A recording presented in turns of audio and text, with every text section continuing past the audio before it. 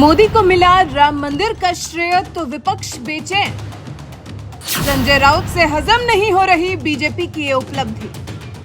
मोदी योगी राज में अयोध्या में भव्य राम मंदिर तैयार। तभी तो अनर्गल बात करने लगे हैं संजय राउत। राम जन्मभूमि के मुख्य पुजारी आचार्य सत्येंद्र दास का पलटवार। 550 साल यानी कि 5.5 शतक हिंदुओं ने राम मंदिर का इंतजार किया है, राम मंदिर के मुद्दे पर लड़ा है, राम का मंदिर बनाए जाने को लेकर लंबी लड़ाई लड़ी है, प्राणों की आहुतियां दी गई हैं, आंदोलन किए गए हैं और तब कहीं जाकर नरेंद्र मोदी के नेतृत्व में ये मुद्दा हल हो सका है। राम भक्तों के मन को सुकून पहुंचा है, लेकिन विपक्ष है कि नरेंद्र मोदी नेतृत्व में राम भक्तों को मिले सुकून से तिलमिला रहा है। इस भव्य आयोजन में टांग अड़ा रहा है, इस आयोजन में राजनीति घुसा रहा है। जब मुद्दा बड़ा हल हुआ है, राम भक्तों को राम का मंदिर मिलने जा रहा है, तो फिर आयोजन भी तो बड़ा ही होना चाहिए। वो हो रहा है तो अब विपक्षियों को इसमें बीजेपी की राजनीति दिखाई दे रही है, बीजेपी का पाखंड दिखाई दे रहा है। लेकिन असल में पाखंड तो वो है जो इतने अद्भुत पल को संजोना नहीं चाहता, राजनीति से अलग राम मंदिर के भव्य उद्घाटन समारोह में जाने से इनकार कर रहा है। और तो और उद्धव वाली शिवसेना के सांसद संजय राउत तो जैसे बुरी तरह से तिलमिला गए हैं। वो शायद समझ ही नहीं पा रहे हैं कि जिस राम मंदिर के लिए बाला साहेब ठाकरे ने लड़ाई लड़ी, उस राम मंदिर का सपना उस बीजेपी के राज में पूरा हो रहा है, जिससे अब उद्धव की शिवसेना का 36 का आंकड़ा है। तभी तो उल जुलूल बयानबाजी कर रहे हैं संजय राउत। कह रहे हैं कि 22 जनवरी के बाद बीजेपी श्री राम को भी प्रत्याशी बना देगी।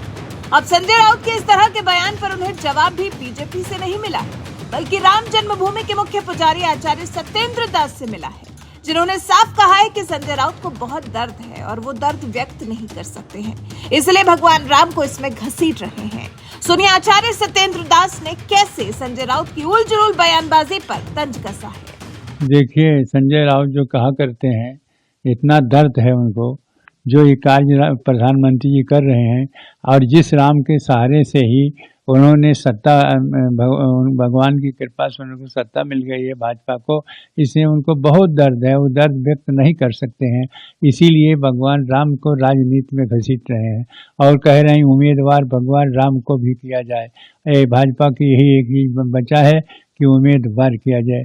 आपको इस संबंध में दर्द क्यों है कि ये भाजपा आस्था और विश्वास पर सत्ता प्राप्त किया है और न कि राम को एजेंडा बना के या राम को पार्टी बनाए कि या राम के क्या कहते हैं राजनीति में ला करके। जो लोग ऐसा, उनको संजय राउत को बहुत दर्द है और इस दर्द के बखान नहीं कर सकते कि हर जगह हारते जाते हैं और हारने के परिणाम ये है और जीतने का फल और हारने का फल दोनों देख लें।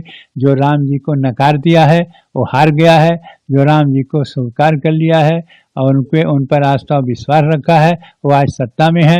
वो सत्ता से बाहर होने के कारण से बहुत दर्द संजय जी को है।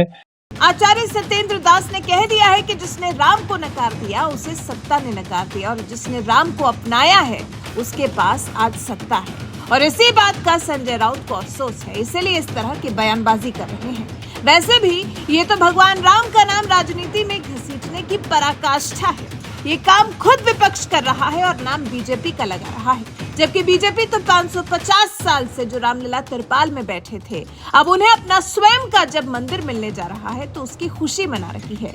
लेकिन ये खुशी विपक्षियों को बर्दाश्त कहाँ हो पा रही है। तभी तो संजय राउत ने कहा, अब मुझे लगता है कि अयोध्या से ही बीजेपी की सरकार चलेगी। पीएमओ से बीजेपी के ऑफिस तक सब अयोध्या से ही चलेगा। 22 जनवरी के बाद बीजेपी श्री राम को पार्टी से प्रत्याशी बना देगी। अभी इतना ही बाकी है कि 22 तारीख को बीजेपी की तरफ से ऐलान होगा कि हम प्रभु श्री राम को ही चुनाव में खड़े कर रहे हैं। हाँ, इतना ऐलान होना बाकी है कि हमारे कैंडिडेट अयोध्या से या कहाँ से प्रभु श्री राम है। अब यही कहना बाकी है। इतना पॉलिटिक्स चल रहा है राम जी के नाम पर। जब तक चुनाव लोकसभा का हो रहा है तब तक मुझे लगता है पीएमओ ये अयोध्या से चलेगा, पीएमओ अयोध्या से चलेगा, सरकार अयोध्या से चलेगी। क्योंकि राम के नाम पर ही वोट मांगे के काम कहा है। कभी पुलवामा, कभी राम। ठीक है, राम भक्त हम भी है, हमसे ज्यादा कोई नहीं है।